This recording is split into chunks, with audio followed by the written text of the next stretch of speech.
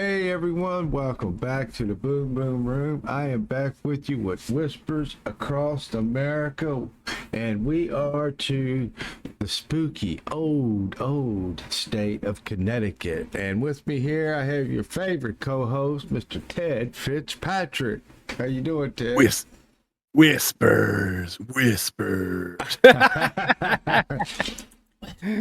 Yeah, whispers. Yeah, man. Connecticut should be a good one. I mean, so much history, right? Yeah, I mean, it does look interesting. A lot of them. there should be some. I mean, if you were to think about like the number of spooky stories from one state compared to all the other, I bet Connecticut's pretty much up there. You know what I mean? Yeah. I think. Well, it's super old. What is the oldest state?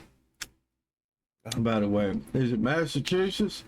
Because I thought, Probably. yeah, I don't want to Google it right now. It's too late.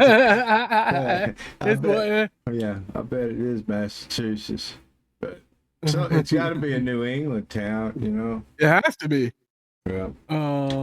Delaware. Delaware. Okay, Delaware. Yeah. Yep. Yeah, but I bet those other states are pretty close behind. Yeah, because Delaware's up next. Oh. Yeah, yep. And then after Delaware, Florida. We could just have one just about the Florida man. That is crazy, Florida man.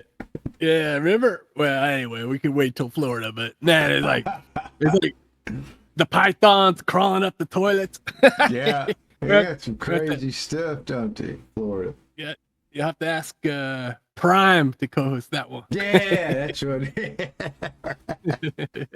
is. Wild, man. I tell you what, it's the most hottest, miserable state I've ever seen to be in the summertime. For real. You will sweat. It's bad down south, man. It's just like Florida's in a whole new level. But anyway, I don't want to get off topic too much. I guess I'll let you, go first. Without further ado, we'll get started, Ted. Yep. Okay.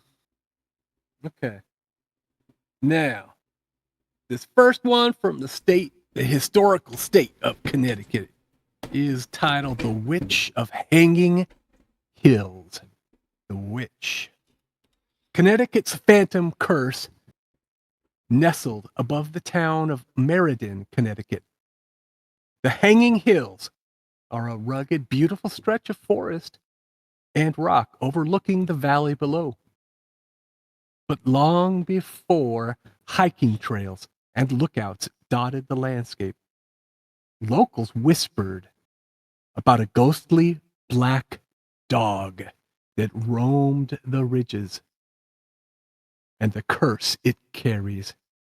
According to the legend, if you hike in the Hanging Hills and see a small black dog, completely silent, with no paw prints or sound, it's not just a stray, it's a spirit. And its appearance comes with a chilling warning. If you see it once, it brings joy. If you see it twice, it brings misfortune. But if you see it a third time, you die. The earliest documented account came from W.H.C. Pinchon, a geologist who visited the Hanging Hills in the late 1800s. He wrote of seeing the black dog with a fellow geologist who had claimed to see it twice before. During that very hike, his companion fell to his death while climbing a steep ridge. The dog was seen again, watching from the rocks. Others have since told of their own sightings. Always the same dog. Small, black, silent. It doesn't bark. It doesn't run. It simply stands and stares as though waiting. No matter how much time passes, hikers still report glimpses of the dog among the rocks. The curse remains. If you ever walk the hanging hills and the wind goes still and you see a flash of black fur among the trees, don't follow it. Don't call it. Don't give it a dog treat. And for your own sake, don't look at it 3 times. Dog treat wasn't in there. He just had to. Oh, man, I've actually, I've heard people talk about the black dog. Like, I know a couple folks that was retired truckers, and they said when you see the black dog, which he made a movie, about it, and what's his name was in it, starred in it. I know Meatloaf was in it, and Patrick Swayze. And he was a truck driver. Yeah, it's called The Black Dog. It's about a truck driver. It's a really good movie. You need to watch it. Randy Travis is in it too. But it's like a sign of something bad's gonna happen or whatever. But basically, it is when you've been up for so many hours seeing stuff. But it was always a sign. And I heard Native Americans too. They've got. They're really about seeing animals and which way they're pointed and all that. They go in depth about it. But black dog, I've always heard that was a bad sign. Of course, a black cat too. But what do you think? Mm-hmm. What do you think about it? I mean, the only thing I was thinking about is like a hound from hell, the hellhound, Yeah. And like the black dog, but this one doesn't seem to be like on anybody's case, or chasing down anybody. It's kind of just watching like a spectral figure. I was almost thinking, well, maybe back in the day during the witch trials, they had a maybe one of the witches had a pet dog that got burned at the stake along with the witch. I don't know. I bet they did do their pets and animals they had, burned it. And I don't know, but to tell you, this is one of those ones where, see, like, I like dogs, Yeah. So, if I see a little black dog, damn, it's gonna be hard not to like, go, hey, what you doing? Yeah. You just have to stay away from hanging hills, man. That's just a whole deal of it. That's where they take on a different aspect, man. Yeah. They get creepy. Yeah. Those are the creepy dogs. Creepy dogs. You know what I was thinking about, how society's changed with witches and stuff. And I got my own opinion about stuff, but I'm not going to bring it up now. But like downtown Fort Smith, where I live, they got a freaking occult shop, out there, and I'm sure they've got them out there in California, but they never really. The one they had for years was like on a back street, and it wasn't out there. Now it's like downtown, you know what I mean? And for everybody to see, and that's taboo for a lot of people, to see that.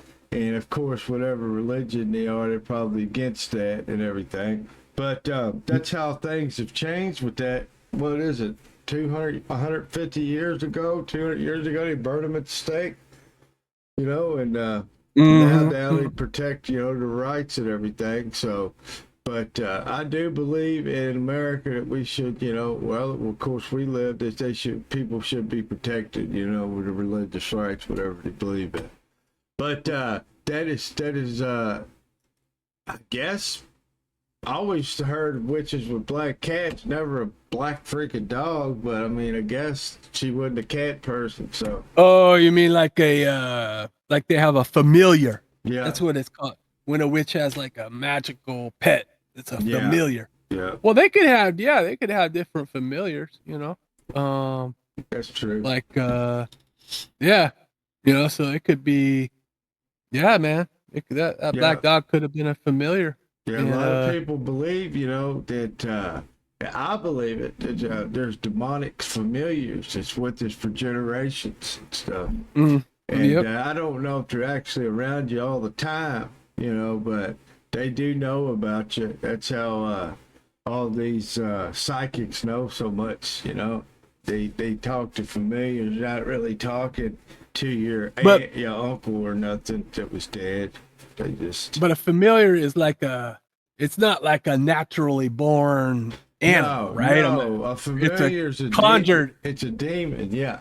Yeah. It's a demonic demon that's attached. Like, basically, I'll just kind of make it. It just takes a shape. It takes a shape. It can take a shape, yeah. Fallen angels, demonic angels can take shapes, good and bad. And what it is, to kind of make it simple for my own self to explain it, because I can't explain it in depth, it's basically the boogeyman or Satan assigned this familiar to your generation or your family, and you're assigned to Fitzpatrick family, demon number 3, and then you'll follow them forever, how long. So that's how I believe about familiars, I really do. So that's why. So they're just trying to influence you to do bad things and all that. But anyway, man, as long as my family's familiar isn't like a creepy clown, man. That's a creepy clown. That would suck, man. Yeah, clowns are creepy, man. I mean, I might take a cute little black dog, but no creepy clown. I'd take a black dog, but yeah, no way, man. Not a clown. Yeah, you're exactly right. But all right, I guess I'll read mine if you don't have anything else to add. Yeah, man. I'm trying to get it out of my mind. What, the clown or the dog? Yeah, both, man, all of it. Oh, what about a black dog that's dressed up like a clown? A clown dog. Oh no! Oh man, that would be scary, wouldn't it? Clown dog. That'd actually be cute, really. But anyway, all right. My first spooky story from the state of Connecticut is the ghosts of Seaside Sanitarium, spirits by the sea. In the quiet town of Waterford, Connecticut, right along the wind-swept edge of Long Island Sound, sits the decaying remains of the Seaside Sanitarium. Once a place of healing for children with tuberculosis, today it's a crumbling shell and one of the state's most quietly feared haunted places. Built in the 1930s, the sanitarium was designed by the famed architect Cass Gilbert, meant to be a beautiful and serene place for the sick to recover using sunlight and sea air. But what was meant to be a place of hope slowly become a place of sorrow and something worse. Over the decades, the building transformed from a TB hospital to a home for the mentally disabled, and eventually a geriatric hospital. Across each chapter, there were rumors of mistreatment, mysterious deaths, and patients disappearing in the night. Many of them were children, and many, locals say, never left. Visitors to the abandoned grounds have reported laughter of unseen children echoing through the broken hallways, windows slamming shut in the buildings with no power, lights flickering at night in sealed off rooms, and ghostly figures staring out from the upper floors. One of the most disturbing legends is a nurse in white seen drifting along the second floor balcony. Those who see her say she looks lost, confused. Even until she locks eyes with you, and then she disappears or is seen standing just behind you in the next room. EVP, electronic voice phenomena. Investigators have captured whispers like, "Mommy, don't go," and the sea is calling. Though the state has discussed redevelopment, nothing ever lasts. Contractors leave. Plans fall through. Locals say the land itself doesn't want to be disturbed. It's too heavy with memory. If you visit at dusk, when the tide is out and the wind carries the salt through the crumbling buildings, you might hear footsteps following you. Just make sure they're your own. Ooh. What do you think about that one, Chip? Man, sanatorium. I mean, sanatorium. Those places have to be one of the creepiest places. Man, no. Ever, right? Mm-hmm. And you know the and of course everybody. Well, I mean, most people love children, and Yeah. you have the but then to hear ghostly laugh, the laughter of ghost children is especially unnerving, man, because man. they were supposed to, they weren't supposed to be ghosts at their age. No. They were supposed to, to get old and live a full life. And so it's a tragedy from that standpoint. Yeah. And well, and yeah. Well, I mean, it's like this. Really, the mentally disturbed doesn't really bother me. What bothers me is how they treated the mentally disturbed back then. And man, I've seen a documentary. I should have, got the guy's name and stuff. It was like an hour and a half documentary. So this guy thought that basically you take I don't know, you've probably seen it. You take this like long rod and you put it some way in your eye, and you hit it, it goes up to your brain, and there's something. Did you see that? Yeah. That's a ectomy. Yeah. Oh man, that he was doing it for everybody, man. He thought that lobotomy. Was Lobotomy. Yeah. And he was actually doing that while people was just sitting there without no anesthesia. But it wasn't really hurting them. Yeah. I think one of the Kennedy children had a lobotomy. Yeah, they ended up killing them later on. Yep, it sure did. But I mean there was all sorts of that stuff when they were trying to figure out how to advance medicine and just trying these experiments and but it was brutal, dude. It was like they had a free hand of what to do. I mean, let them do what they want to do. That was the awful part about it. Yeah, that they were doing it to these little kids and doing it to other people, and they just basically making them into a zombie. Dude, yeah, I mean that's just evil to me. God.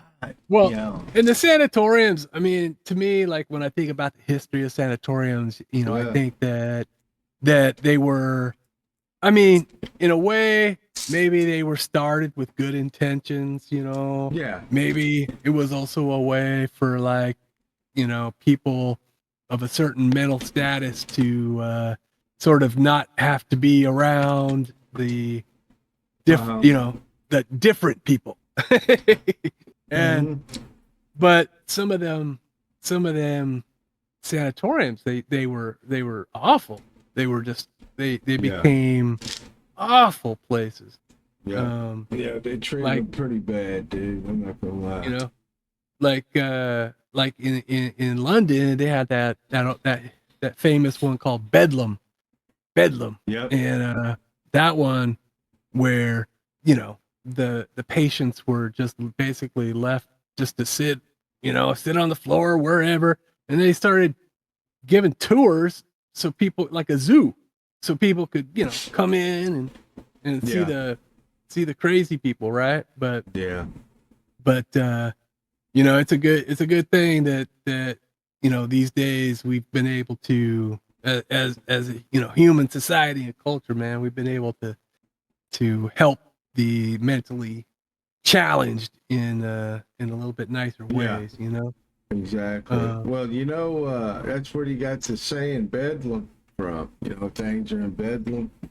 that's right. Yeah, Yep. that's where you Yep. got Yep. it When from. things are going just crazy Yeah, everywhere. everything's in And, Bedlam. That's how bad it was. They coined the saying. yep. But I wonder who that nurse was, man. I wonder what that story is with that nurse, I don't know. There's always a nurse. It seems like Like it's, it's like but like, so she seems lost, but then when she sees you, Yeah, she like disappears, but she might appear in back of you. that was crazy. Yeah, that's pretty, And I wonder. I wonder who that dude Cass Gilbert was. I guess he's a architect, He must was real famous. like Uh, CAS. Yeah, I just looked him up. He's done he designed the whoa. He designed the Woolworth Building, the Minnesota State Capitol, the United States Supreme Court Building. Really? That's what it says. Yeah. Man. Capitals. He was American architect and early prominent skyscrapers he works include the Woolworth Building, United States Supreme Court, the States Building of Minnesota, Arkansas, West Virginia, the Detroit Public Library, and the St. Louis Art Museum Public Library. So yeah, he from United Kingdom, but he was born. No, he died in the United Kingdom. He was born in Zanesville, Ohio, in 1859. So that dude right there was, wow. This forever will live until this world's over with his structures. Yep. And he like, remember the original Ghostbusters? Didn't the building have like, it was kind of like the Winchester Mystery House, where that building had like weird occult type of structures built into the architecture. Yeah, the statues and stuff. Yeah, that'd be a trip, man. If this architect, in all his buildings, he designed them kind of like the Winchester Mystery House to like channel mystical energies, or exactly, mystical energies and stuff like that. Yeah, dude. For real, you don't know telling what people were doing and what they were into, and there's stuff that I would like to not getting, well, actually it's on topic, but there's certain subjects that I would like to just make a whole video about, like for example, the moon landed, but not the moon landed. I don't want to do the moon landing. But I would like to talk about like Nicholas Tesla, man. There was a lot of stuff went on with that dude, and with the government, I think the government, I don't want to get off top, but I think the government had a lot of hand in what, a lot of stuff went on with him. That's a conspiracy. Yep. So, now this next one from Connecticut was made into a movie, but now I don't remember too much about this movie, but I might have to rewatch it. It's a good one. So this one is actually from a little more, but it's not really it's kind of historical, but not really, because it's from modern times. Yeah. Which is interesting. So this one is called the Snedeker house, the real haunting in Connecticut. Okay, so the Snedeker house, because in 1986, a family moved into a modest duplex in Southington, Connecticut, to be closer to the hospital where their son was being treated for cancer. Their home seemed ideal until they discovered it had once been a funeral home, and not just any funeral home, one with a disturbing past. According to the Snedeker family, almost immediately after moving in, strange things began happening. There were cold spots in rooms with no explanation. Objects that moved on their own. The sound of chains dragging across the floor, and voices whispering from the basement. And that was just the beginning. Their son, already weakened from cancer treatments, began having terrifying visions. Visions of shadow figures, demonic entities, and violent dreams. Soon, the Snedeker mother claimed to see apparitions too. A man in a pinstripe suit with hollow eyes, lurking in doorways. The family later discovered that necromancy and unsanctioned experiments may have been performed in the home's mortuary. The former funeral home workers were rumored to have desecrated corpses, and some claimed ritualistic abuse happened beneath the house. Eventually, the family contacted Ed and Lorraine Warren, the same famous demonologists known from the Conjuring cases.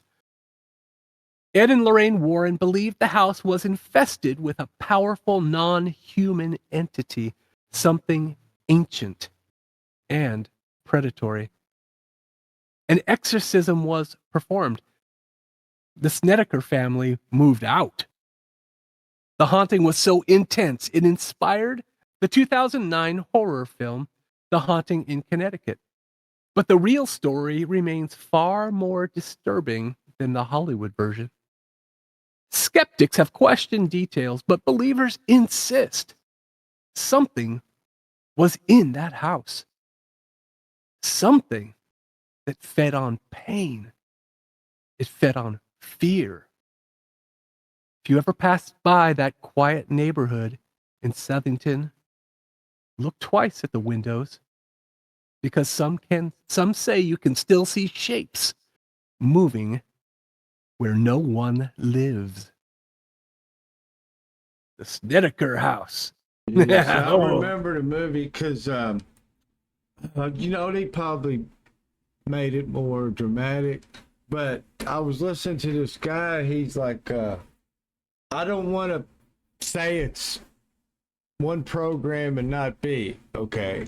I don't know if it was the dude Merkel from The Confessional, which is a great, great podcast, but it was a guy was saying about, the kid was kind of attached to these demonic entities, whatever they was doing down there in the when it was used to be like a funeral home or whatever it was, And back then, so yeah, some satanic stuff was going on. It's supposed to be spirits, and the kid was like get well or something.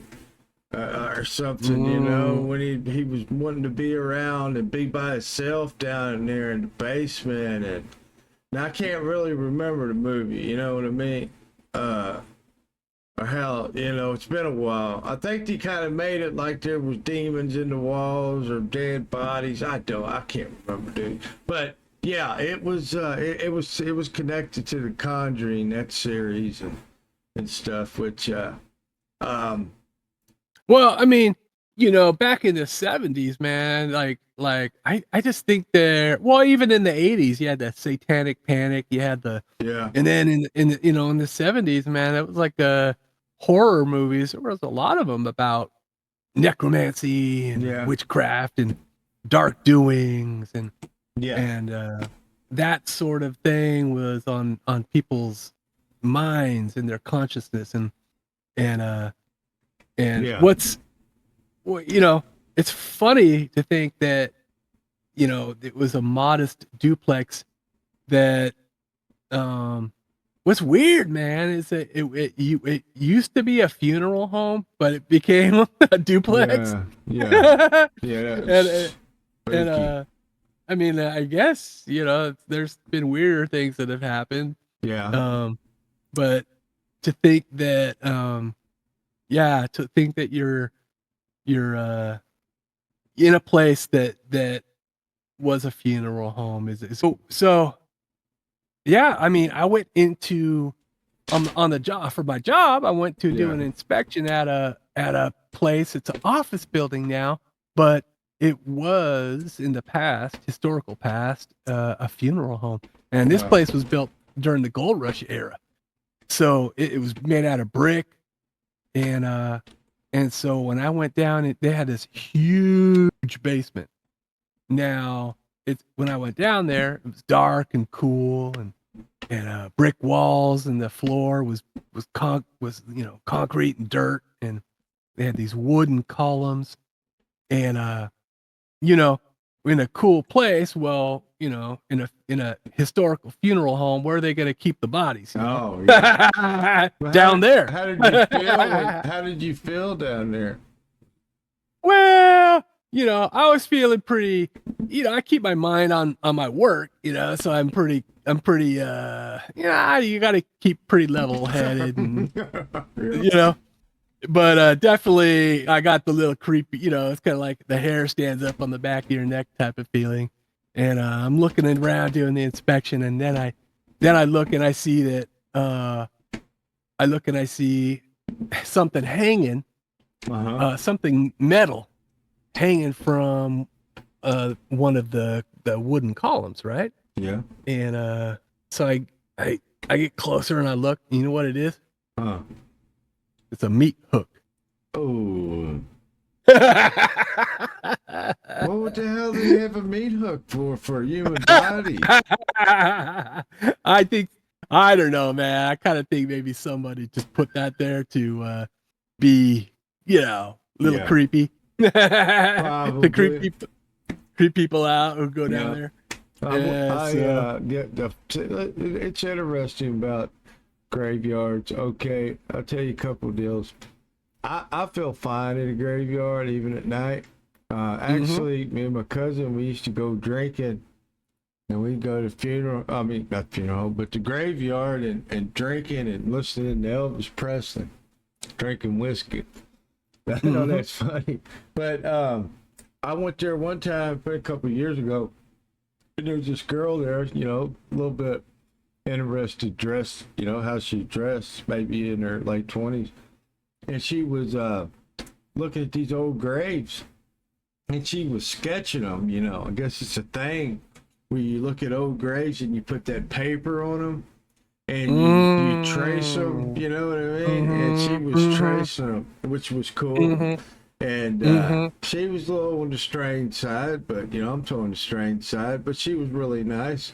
But I thought that was interesting because I really enjoy sometimes looking at old things anyway. But looking at old graves, like how they're, because you go back so far, they don't go by the date; they'll go by like the day, like he lived 1,000 so many days, he died. It's just they calculated your death and life different back in the 1800s. But the oldest grave I think I seen was like late 1700s, I think, or somewhere. I seen it here in Arkansas.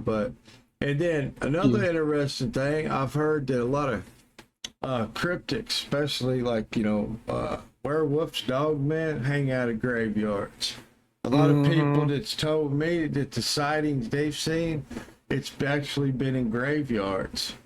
Well, I mean, the taking a piece of paper and then you hold it up against a surface that has a texture to it, and then you take a graphite pencil or some kind of chalk or something, and then you could, if you lightly just kind of go back and forth and make a, you just color in the whole area, it's gonna pick up the outline and the shape of that pattern that's on, that 3-dimensional pattern. So that would be, a pretty good way to actually record the, what's there, and you could take it with you and study it later, right? Yeah. And super cool. and those, I think.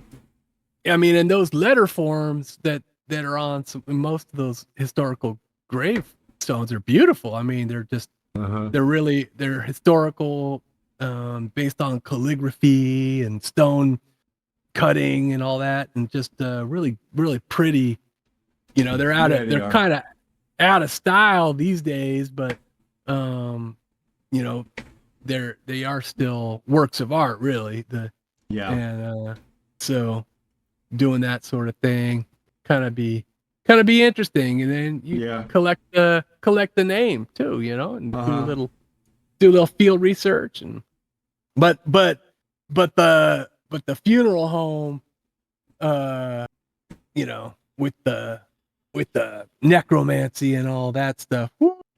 Yeah, it's like spooky. That's spooky. I wouldn't want to move into a place where you knew it was a funeral home. No. Well, I mean, no, I wouldn't. No, I wouldn't. It wouldn't. I'd be scared, but I would not move into a place that'd be funeral home at all. I just not that I'm scared, but what went on with them, that would be scary. It would be that crap that was going on, and I'll tell you the deal with dead bodies. I'll tell you this little short story. Actually, it's kind of off topic here. I see how I word myself, but I was down in, I think it was 2012, working at San Antonio, Texas. We stayed at this motel, staying there about 3 weeks, working for Christmas and stuff, trying to get the old Christmas money up. There with my ex-father-in-law and my first cousin at the time, and then my other little second cousin, kid then, about 14, but we were staying in a room, and we were staying upstairs, but we come in that night, and they had like police tape there. He's taking it down, We said, well, what happened? And on the second floor, I guess somebody took a pew and, opted out, which was sad, Yeah.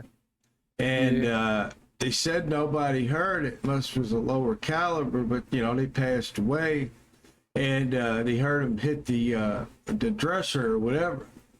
And that guy said, well, we walked outside, and they had the window open, and you could see a bullet hole in top of the door frame from down there, which was sad. That creeped me out more than anything, And we was about four doors down. Well, the door was open a little bit. They actually had it open. And I'm not being morbid or anything. I think they was actually airing it out. Well, the guy down there told us, he said, you could go in there and look. They got a guy got to come out, and just clean up or whatever, He said there was just a little puddle of blood in there. He said, I'm surprised there wasn't a lot more. He said, you know what I mean? You can go sit. Well, I almost opened the door. It was like an inch from opening and looking. I just stopped and said, I can't do it, man. It's just the creepiest feeling. It was more sadness, than creepy. But but it was still creepy at the same time. Could you imagine? Walking, because we've been places that people's lost their life accidentally, intentionally, just all kind of stuff. We've probably walked on many dead bodies, but something that in that instant. So it's like, I could be driving around and on a back road, on a whatever, you see all the time, man. I see little crosses, like a flower and a cross, and little remembrances to somebody who, it's like, hey, It's somebody sad, died dude. right here. I think that, especially at a young age, that's what's sad. And when we were younger, I don't know about you, I never thought about stuff like that, dying or being, or getting older. When we're young, we don't care, And and that's good. It's good that Yeah, because when you're younger, man, and, you got your whole life ahead of you, and so Yeah, and then when you get when you get older, you start realizing that okay, better make the most of things now. Uh-huh. You know what I mean? Because as far as we know, we got one life to live. Yeah. Well, one And earthly life anyway, unless we come back as a butterfly or something. I don't know. Yeah, exactly. All right, we Yeah, got that's one more story left, Dad, and this one is it's another story that they made into a movie.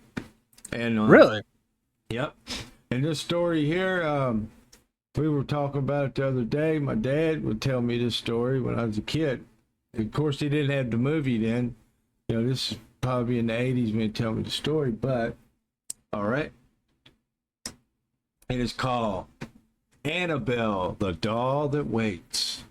Yeah. In the early 1970s, a young nursing student named Donna received a gift from her mother, a large, red-haired Raggedy Ann doll. She placed it on her bed in her apartment in Hartford, Connecticut, thinking nothing of it. But soon things changed. Each day when she returned home, the doll seemed to have moved positions. At first, it was subtle, a shift in the tilt of the head, a change in arm position. Then it escalated. The doll began appearing in other rooms. Once, Donna found it kneeling in the hallway, something it shouldn't physically be able to do. Then came the note scribbled on parchment paper they didn't own. Help us. Help Lou. Lou was Donna's boyfriend. He hated the doll. One night as he dozed on the couch, as he awoke with the start, Annabelle was staring at him from across the room. He suddenly felt pain across his chest. 3 deep, claw-like scratches appeared out of nowhere. Terrified, Donna contacted Ed and Lorraine Warren, who quickly determined that the doll wasn't haunted by a child's spirit. It was a demonic force, using the doll as a vessel. The entity wanted something more, a soul. The Warrens took the doll and sealed it in a blessed glass case inside their occult museum in Monroe, Connecticut, where it remains to this day. But sometimes visitors claim they see its head turn. Others say its expression changes, and late at night they might hear a faint knock from inside of the case. Yep. Dang. I was watching a podcast the other day, and I got bad memory. I newly subbed to it because my friend Daniel was on the podcast, okay, from Cryptic Podcasts. And the next day, they had, they were on again, the podcast that Daniel was on, and it was, they had a priest on there. And this priest was going around with the Annabelle doll on a tour. I guess they were taking it, showing the doll at certain places, I guess. And he would. They took it out of the case. No, they left it in the case, but they took the case. And the doll, yeah. They bless it. They do something once a month to it, and they pray over it, and it's sealed, dude. It's sealed in a case with crosses and everything. Yeah. But yeah, it's a Raggedy Ann doll. We all had those when we were kids. I know, man. Yeah, we had those, man. And it was like, okay. Well, my mom had one because my mom had 3 boys. Yeah. We didn't have any, girls. Well, they had that Raggedy Ann. Yeah. Andy. So, well, yeah. We had both of those. My mom just liked them, and So how to, so it's kind of like a doll, creepy doll. I mean, like you have something that has, of course, when we're children, the whole point of having a doll or an action figure is that we treat them as though they have, they're an actual person. Oh yeah. We're pretend, imagination, and but then to have that extend so far that you start to imagine that this is that this doll has anything other than the sweetest intentions. It's actually malicious and well, that's woo, that gets pretty dang creepy. I mean, me personally, dude, I believe that demonic entities can attach and objects. And I'll tell a story.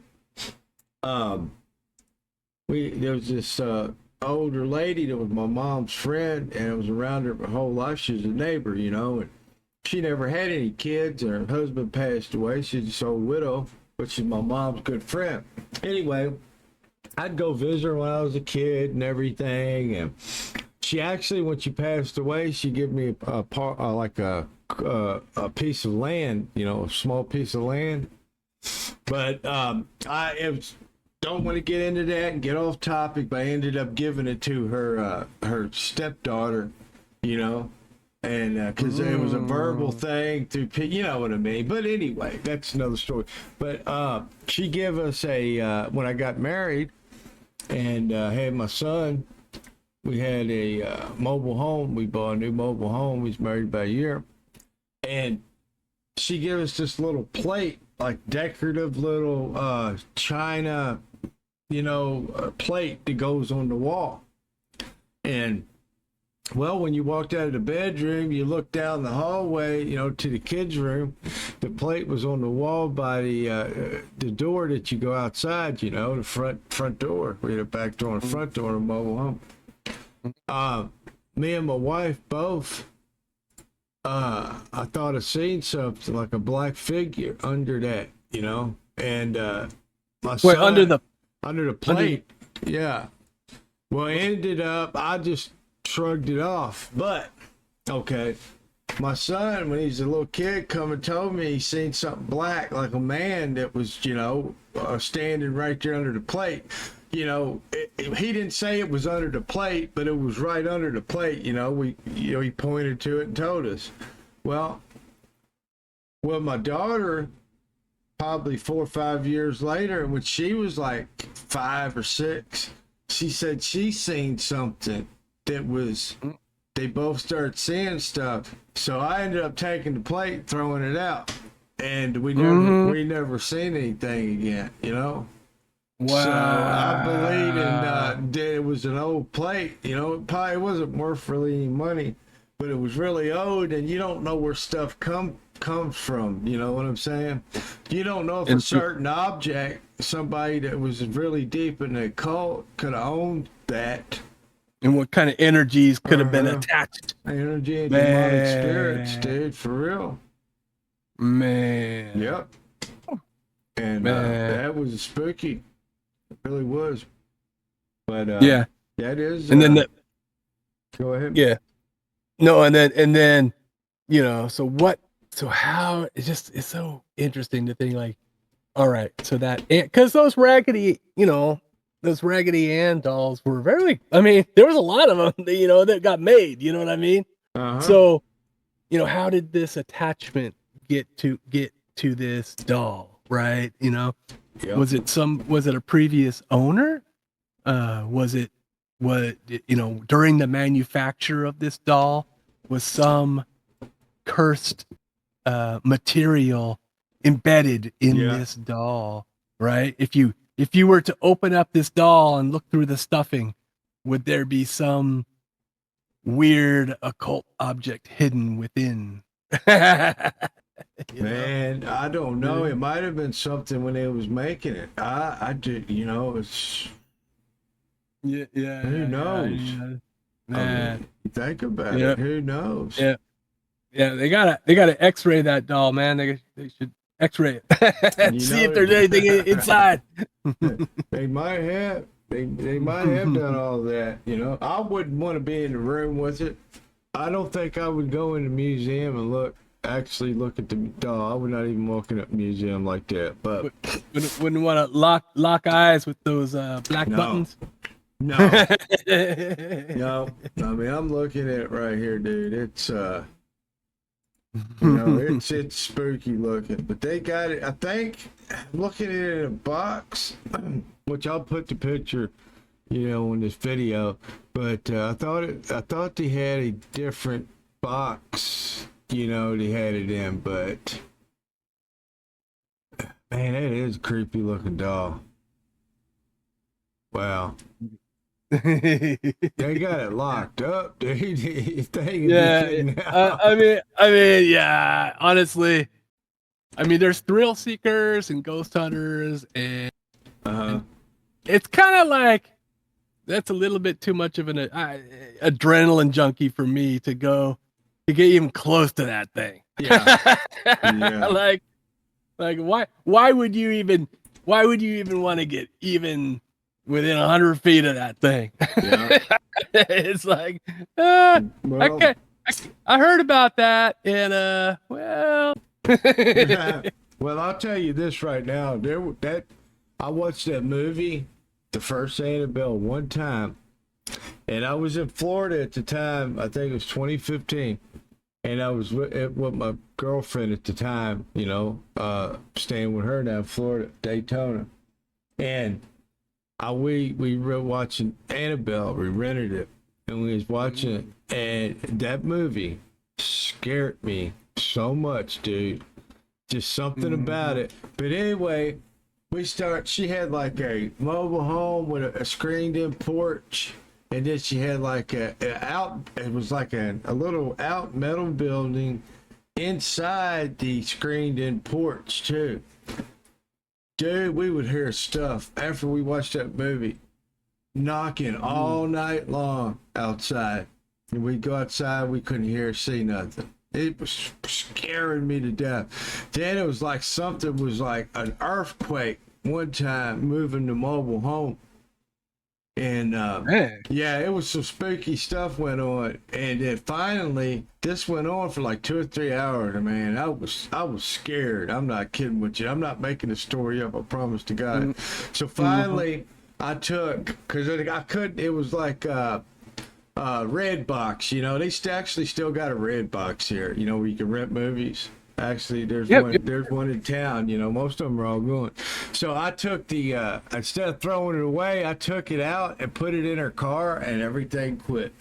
As soon as I took that movie out and took it and put it in her car, yep, things were knocking, hitting. Yeah, it was something else, man. That was a spooky deal, man. It scared me. Yeah, I was scared. But just the movie, just the movie, it's almost like it extended the dark energies of the origin of the movie. They might have. I mean, I'm one in a million, but it happened to me. We gotta find that DVD and X-ray it too, man. Was there some occult laser inscriptions embedded in the DVD? Next thing you'll see the Red Box DVD in with did you have to play it backwards to watch the movie? Yeah. Or what would happen if you played it backwards? There's no telling, dude. That's another crazy phenomenon. I remember all the backwards playing stuff. And they've had some crazy fads, I'm not gonna lie. But anyway, Tiff, there's nothing else you want to add. I have really enjoyed this episode. Connecticut is a very scary place, man. Yeah, it's got some spooky for sure, man. And what I didn't realize that that's where the Warrens museum is. I didn't know that. I didn't either. I didn't know the Warrens Museum is actually in Connecticut. I wonder what all they have in that museum. It's they got a lot of spooky stuff. Yeah. A lot. Yes. Yeah, I think priests come there a lot. I haven't read on it or not, but I know that one priest. I know they go do stuff with the box, but I wouldn't want to be around all that crap. Yeah.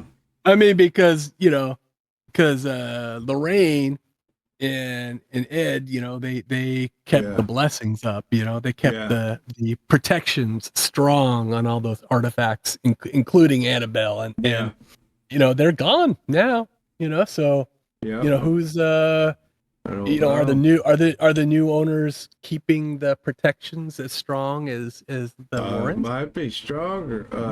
Hopefully. I don't know who owns it now, but I hope to take care of it. But anyway, Ted, I appreciate it. We got another one in the books. Connecticut. Delaware will be next. I don't know if you'll be doing it or someone else, but I'm looking forward. I'm really enjoying them. It's a lot of fun, and it's fun. It's almost like these with all these stories, we're actually visiting these states. I don't know. It's fun. Yeah. Connecticut, I bet it's beautiful too, but it's scary too, Connecticut. So I'll stay away from you, Annabelle. Yeah, no thank you. No thank you. All right, guys, everybody in YouTube land, appreciate you watching Whispers Across America of Connecticut. And I can tell you every time, don't forget to look under your bed tonight and in the closet. And watch out for the G.I. Joe dolls. Too. He might be possessed. All right, guys. Peace out, everyone.